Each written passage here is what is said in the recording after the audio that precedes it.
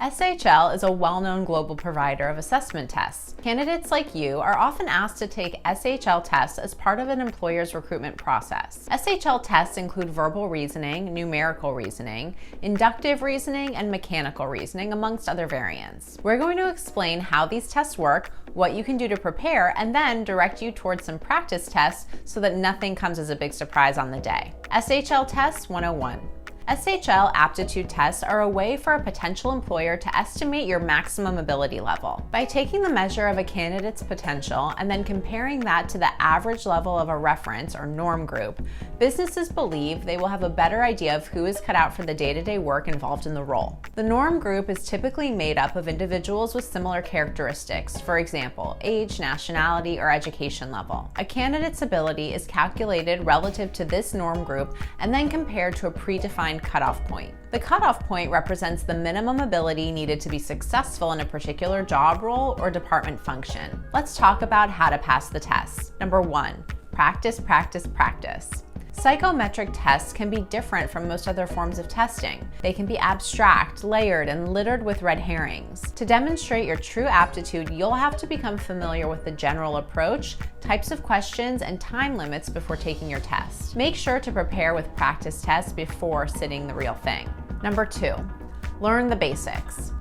Although it's true that you can't truly predict which questions you're likely to encounter in an assessment, you can prepare for them by researching the types of tests that will be used and analyzing similar questions. Make sure you understand the exact methods needed to answer the types of questions you will be given.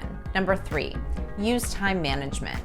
SHL tests usually have a time limit. The tests are designed to place you under maximum pressure as the assessor is trying to understand your true potential. The time limit can be challenging, so to be successful, you need to work quickly and accurately. Make sure you read the instructions thoroughly at the start of the test and understand exactly how long you have to complete it. Likewise, make sure you understand the time available for each, as it may vary from test to test. You'll also want to avoid getting caught up in the first test and taking too long on particular questions. Just move on when this happens. Finally, take advantage of the tests that let you move backwards and forwards through the materials, skipping around and completing the questions you know, and then coming back to answer the harder questions later in the test. Number 4, check, check again.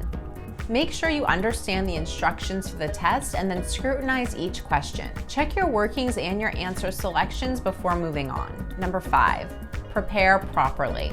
You won't perform at your best if you're tired, hungover, distracted, or interrupted. SHL tests exist to measure your maximum ability, so don't give a false impression by attending the test in a less than optimum mental space. Number 6, cheaters never prosper.